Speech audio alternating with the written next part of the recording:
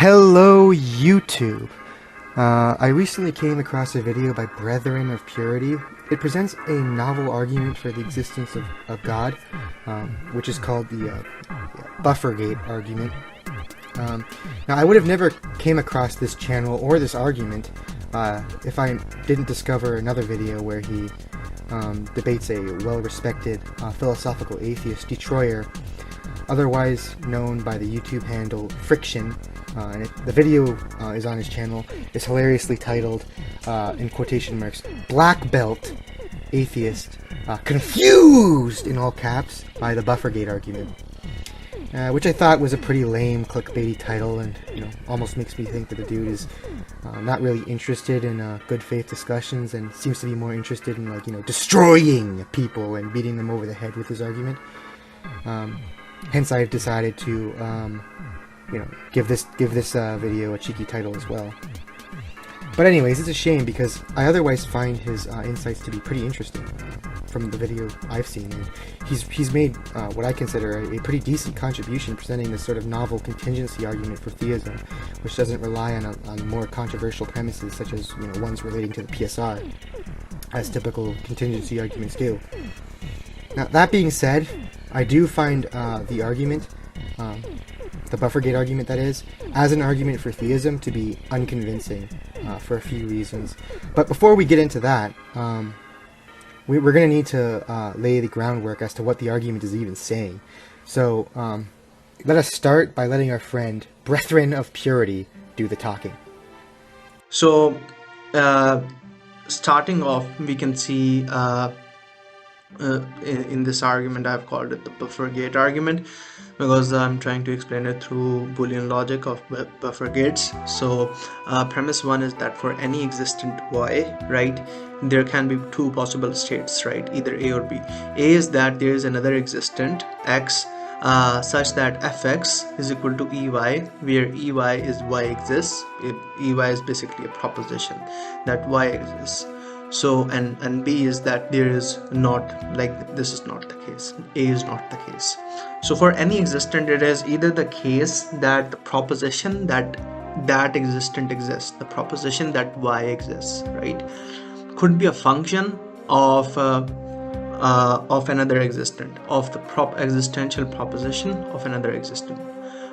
So if I am to explain it in actual real terms, it would be something like this, right? Suppose a table in front of you exists, right? Now this table exists. It is actually just this proposition that table exists. It is actually a conjunction of other existential propositions, such as the parts of the tables exist, right? All the individual parts of the table have to exist for the table to exist. So basically what I'm saying is that I could just say that f is equal fx abcd, right, where abcd are the parts of table. So f abcd is equal to the existential proposition of the table, of that the table exists. So the existence of the parts of a table in a certain configuration, in a certain manner, is the existence of the table. So the existence of the table can just be derived through function of the parts of the table. Now the second premise is saying E is the inclusive disjunction of all ey for every existent y. So this is complicated language, but what it essentially is saying is that suppose you have a disjunction, right? So if any existent exists, right, disjunction is basically just an OR gate. So if any existent exists, anything in reality exists, then reality exists. This is essentially what it is saying, that if something real exists, then reality exists, right?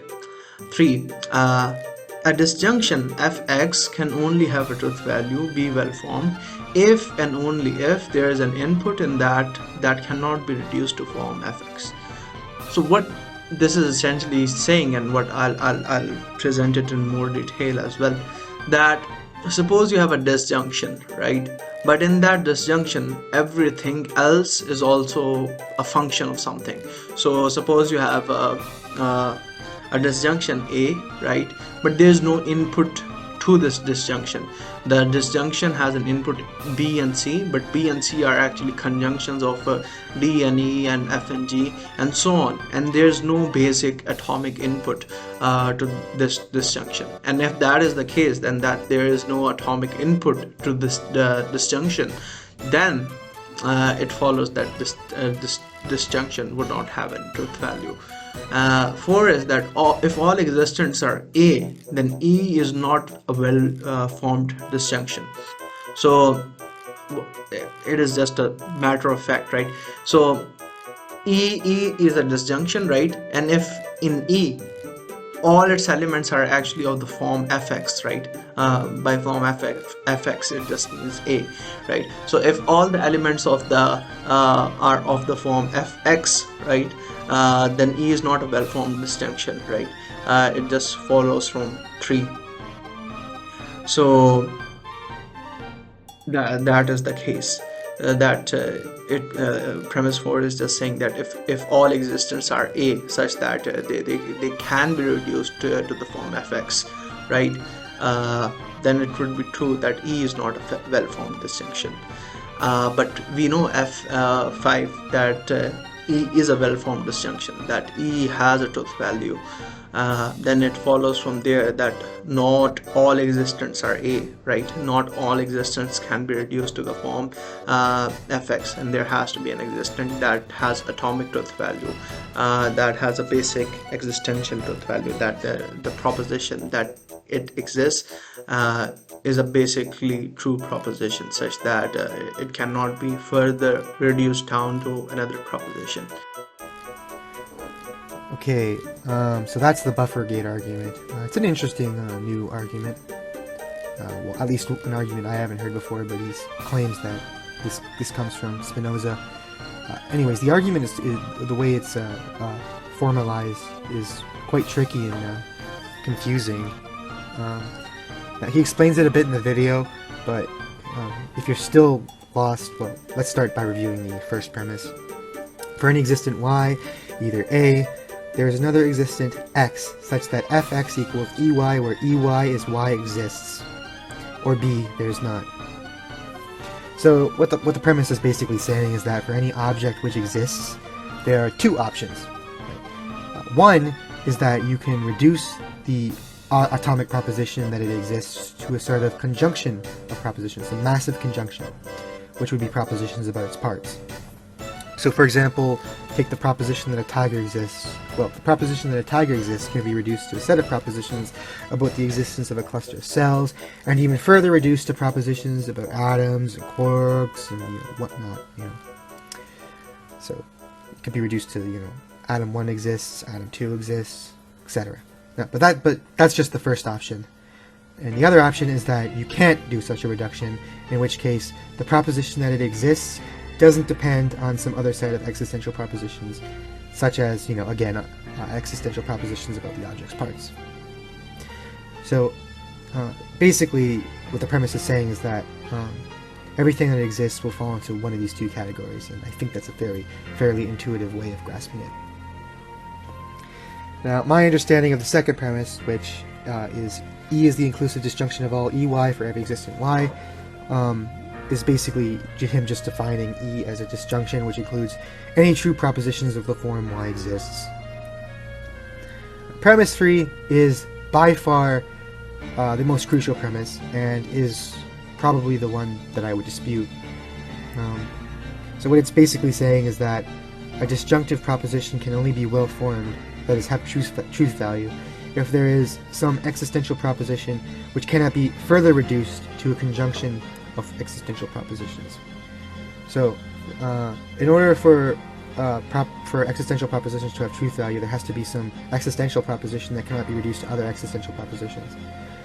And the worry I think he's getting at here is that this is some kind of infinite regress worry, where basically, if all existential propositions can be infinitely divided into further conjunctions of existential propositions, and there's no basic atomic existential proposition, then they can't have truth value because, as he puts it, there's no initial input. Now 4 is basically kind of a restatement of 3, I take it. If all existentials fall into A, which, if you recall premise 1, is where the existential proposition can be reduced to further conjunction of existentials X, Y, Z, then E, which is basically an all-inclusive disjunction of all true existentials, is not well formed. Now, 5 states that E is well formed, which presumably we'd want to grant if there are in fact true existential propositions. And so, by modus tollens, it follows that not all existentials are A. That is, they cannot be reducible to further conjunctions of existential propositions X, Y, Z, and there must be a simple atomic existential proposition, which I guess he's going to want to say is the proposition that God exists. Right. So right off the bat, the point I want to hammer in home right away is that the conclusion, far from devastating for atheism, as I'm sure Brethren of Purity believes, is, as a matter of fact, fully consistent with it. Why? Well, all it means, or at least from the previous premises, the most you would be justified in inferring is that there is some object or objects that exist, but do not depend on the truth of other existential propositions for their existence. There's still a very long way to showing that this is a unique object and the singular source of all dependency, and to showing that this object has the attributes we would normally attribute to God, such as the personal attributes, omni-attributes, the creator and sustainer of the universe, etc., etc., etc. Hell, the conclusion, far from establishing theism, seems consistent with there just being a bunch of fundamental particles which compose everything, but which do not depend on further parts for their composition, right? And I take it that there just being a bunch of fundamental particles is like far less of like a hefty commitment than theism. So obviously, I would choose to accept that instead. Right. So, Brethren mostly focuses on attempting to like motivate the third premise of the argument. In fact, I think that's pretty much all he does in this particular video. But it seems to just totally escape him that his argument just doesn't establish theism, right? He gives no reason whatsoever to think that the independent being the argument concludes would be anything like a god, let alone the god of orthodoxly conceived monotheism, which seems like, that's something that's absolutely crucial if he wants to make the very bold claim that this argument is decisive against atheism, right? But actually, it gets worse for him, though, because I think there are some, albeit, perhaps defeasible, reasons to think that the simple atomic proposition that the argument, establishes or gets him to, actually, isn't theism, which is the proposition that God exists. So we could just completely block any inference to God. Consider the second-order property of personhood, which is going to be an essential property of God, since God is a person, right? Now, presumably a person is minimally a being that has a kind of mentality of a certain sort. That is, our concept of personhood is going to be constituted by some set of properties such as having beliefs, having desires, the capacity to have sensations, and a capacity for rationally reflecting on and picking out which of their desires, and perhaps beliefs too if you're not a human about motivation, is a good reason to act. So, I have mapped out a set of existential propositions. Now, bear in mind, I'm not well trained in formal or predicate logic, so you'll have to sort of bear with me here. As you can see, we have the backwards E here, which is the existential quantifier. B represents the predicate has beliefs. So, the first proposition translates to there exists an X such that X has beliefs, right? EX, or backwards EX, BX. That translates to there exists an X such that X has beliefs. Now, D is the predicate has desires. So the second proposition there translates to there exists an X such that X has desires. S represents the predicate has sensations, which would be like qualia, so the potential for experiencing pain, the potential for experiencing redness, etc., etc., etc. So the third proposition translates to there exists an X such that X has sensations. And now R is the predicate has a rational nature, which I already described as a sort of reflective capacity to pick out which desires is in all things considered better reason to act. And it can also be understood as a capacity for engaging in theoretical reasoning about one's beliefs. Anyways, so R translates to there exists an X such that X has rational nature. Now, my point here is, plausibly, for any given person, and this includes God, we can take the existential proposition that person exists, and that proposition can in principle be reduced to a conjunction of these four propositions. So since any person, any given person, can in principle be reduced to a conjunction of existentials, namely the four existentials that I laid out here, it follows that the simple atomic proposition that the Buffer-Gate argument supposedly establishes simply just cannot be a person. But if you recall, God is essentially a person, right? Personhood is one of God's essential attributes. So it can't be God. Whatever the Buffer-Gate argument gets us to, it just isn't God, right? And it seems like, in principle, you can do this with at least some of God's omni-attributes as well, right? For example, take omnipotence. The existential proposition an omnipotent being exists can be reduced to a massive conjunctive set of existentials, such as there is an X such that X can create a universe, there is an X such that X can lift an object of any weight, there is an X such that X can destroy entire stellar systems, etc., etc.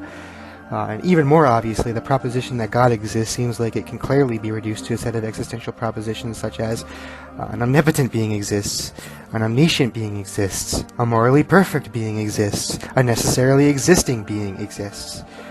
Which seems to be further evidence that whatever the atomic existential proposition that cannot be reduced to a further conjunction of existential propositions is, it's surely not the proposition that God exists, or really anything in that ballpark. So not only does the argument utterly and completely fall short of establishing theism, but it seems like the inference to theism is just blocked. Perhaps Brethren of Purity has a rejoinder here. Perhaps he endorses a kind of divine simplicity where God just is existence itself and God just is identical to all of his attributes. So omnipotence is omniscience, which is moral perfection or supreme goodness. But this seems both implausible in its own terms, and it just seems to make nonsense of the entire notion of predication. Like, what does it even mean to say that omnipotence is identical to moral perfection, which is identical to God, which is identical to existence itself?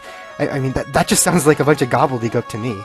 And I take it that giving a coherent account of this kind of view is, to say the very least, an arduous task, and as far as I can tell, such a task hasn't been accomplished.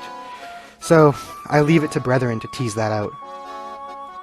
Anyways, to summarize, the argument doesn't establish theism.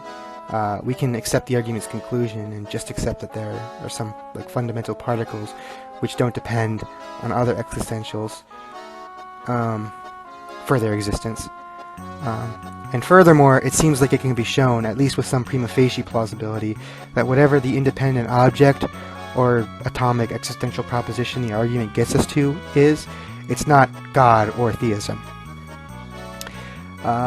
So the next thing to talk about is whether or not the premises of the argument are sound. Like I said, I think premise 3 is questionable. The set of existential propositions, that is the infinite set, can have an input 1. That is, it seems the infinite set of existential propositions can jointly satisfy the given object, such as tigers, tables, what have you. It could satisfy their existence, like it could satisfy the fact that they exist, despite its being infinite and there being no singular initial atomic proposition. Brethren of Purity gives some arguments in an attempt to motivate the premise, so I suppose we'll move on to why I don't think the considerations he lays out are convincing. Let's begin, shall we? Here you can see the example of these buffer gates, right? So you are seeing in the first picture, you are seeing an input of 1, right? And this input is going through these buffer gates. Buffer gates, what the buffer gates do is just they represent the value of their input, right? Just like the table exists, right? The proposition that the table exists is just representing the value of the propositions that the parts of the tables exist, right? So buffer gates are like this. Buffer gates just represent the value of their input. So what this is showing is that we have an input of 1, the truth value of 1, right, and is passing through these buffer gates, and that's why the bulb is on. Then we have a truth value of 0, and the switch is off, right? So it is passing through this, and the bulb is closed. So what the atheist logic is saying is that the bulb is on, but there is no input, right? All the realities are actually conditioned. They are like buffer gates, and these buffer gates, but the thing is, buffer gates cannot have a truth value on their own, right, unless they have a fundamental input, right? So this is illogical. This is a contradiction in terms. It cannot be true. Buffer gates cannot light up a switch, right? Because buffer gates are just representing value of another, right? And but if there is no input value to start with, buffer gates cannot represent value of anything. So that's just a blatant contradiction. So this just seems like a mischaracterization of what the objector, not necessarily atheist, as a theist can object to this argument as well, and as I've shown, this argument isn't particularly threatening to atheism in the first place. But what the objector would want to say, me in this case, is that there is an input of 1, and the infinite set of existentials are such that they jointly satisfy that the input is 1, or in other words, that the proposition, this tiger exists, or truth teller exists, such and such exists, whatever you want to say, is a true existential. Right? Like, why isn't it the case that an infinite set can't jointly satisfy the condition of there being these true existentials? I'm still having a hard time seeing exactly what the problem is supposed to be here, right? But luckily, this is only one of Brethren of Purity's analogies. Here you can see an intuitive example. What atheists are actually saying, if you deny this argument, is that you can have an infinite series of mirrors, right? And mirrors by definition are those things that do not have light in their own self, right? That's just the definition of mirrors in this example, just like the definition of buffer gates. So mirrors are these things. So what atheists are actually saying is that, so basically there is existence, right? There is a source, there's light, right? Now you can have light either in two ways. Either you yourself has light in your own self, that such that you do not depend upon another to have light. You do not depend upon another to have existence, right? Or it could be the case that you depend upon another to have existence. If everything in existence depends upon another to have existence, right, then existence itself would depend upon another to have existence. But existence cannot depend upon another, because anything apart from existence is unreal. It does not belong to reality, so it cannot substantiate anything that is real. So it must follow that there is something in reality itself, there is something in existence itself that is the light of all existence, that is substantiating all existence, and that is existence in its own self. That is the thing that has existence in its own self. It's just like saying that you have an infinite series of mirrors, right? And the mirrors have light, and the mirrors by definition cannot have light on their own. So by the very fact that the mirrors have light, right, it proves that there is an independent source of light that is giving these mirrors light. Because if there were to only be mirrors, they would never have light. It is such an intuitive and simple example that anyone can understand. So now, with this example he provides, it's a lot easier to see where the reasoning goes wrong here. Basically, it just amounts to a fallacy of composition. Detroyer makes this very same point to him in their debate, which I will also link in the description for your viewing pleasure. But he just didn't want to hear it, and even tried to special plead and say the argument is a special case which doesn't commit the fallacy. He's just wrong, though. Any inference to the properties of a whole from just the properties of each of its parts, right? Nothing more than that. Just is the fallacy of composition. That's just what the fallacy means, right? So how does he commit the fallacy of composition here?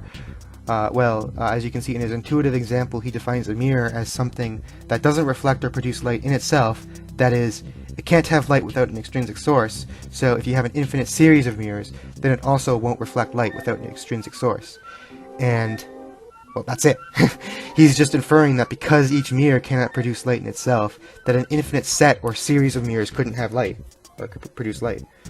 But that just is, quite clearly, the fallacy of composition. And to see why it's a fallacy, we can look at other examples. Suppose we have a pile or a wall of bricks, and every single brick in the pile has the property of weighing less than 1 pound. Clearly, it doesn't follow from the fact that each brick weighs less than 1 pound, that the pile or wall of bricks can't be more than 1 pound, right? It can't have like a different property. Another easy one, oxygen has the property of being a gas, and hydrogen has the property of being a gas. Therefore, H2O, which is 1 part hydrogen and 2 parts oxygen, has the property of being a gas. Right, but that's clearly false, because we know H2O is water, which is a liquid. Now, what this clearly shows is that if Brethren of Purity wants to demonstrate that the infinite series of mirrors can't have light without an outside source, that is, that it is like a priori impossible for it to have light without an outside source, he needs to do more than just point out that each individual mirror cannot produce light by itself. Otherwise, the argument he just gives here is just straightforwardly a fallacy of composition. So you can see the formulation by dependent existence and independent existence as well. So for any existent to be dependent, it merely means that some conditions have to be met for it to exist, right? So if an existence is dependent, there are some other existence that must exist for this dependent existence to exist, right? The existence of a dependent existence can merely be regarded as a reflection of function of its conditions, right? So just like the example of the table I gave, or the book you can give, for the book to exist, what it means is just for some conditions to exist, right? And that is synonymous with saying that the book exists, right? Such as, you can say the atoms of the book have to exist, and you can define it, right? So anything that can be defined, the definition has to exist. The elements of the definition have to exist for that thing to exist. And if the conditions are also conditioned realities, right, then the reflection of then they are also a reflection, right? So if you're saying, for example, the pages have to exist, but the pages are also conditioned upon another, right? Suppose atoms, right? So then the pages are a reflection of those conditions as well, right? And you cannot have an infinite reflections, right? Obviously at the end you have something which is being reflected, whose image is being reflected to in all these realities in their own confined way, right? So if reality is only composed of conditioned realities, then the fact that there is reality, or there are realities itself, right, that is a big condition which has to be met. But reality itself cannot be conditioned, right? Reality cannot be conditioned upon another, because there is nothing apart from reality that it can be conditioned upon, right? So reality has to be unconditioned in its own self. So obviously, and if reality is unconditioned in its own self, then there is something in reality that is unconditioned and that does not depend upon another to exist. Here you can see it in a graphical form as well. You have all these conditioned realities, right? All these realities that depend upon another, right?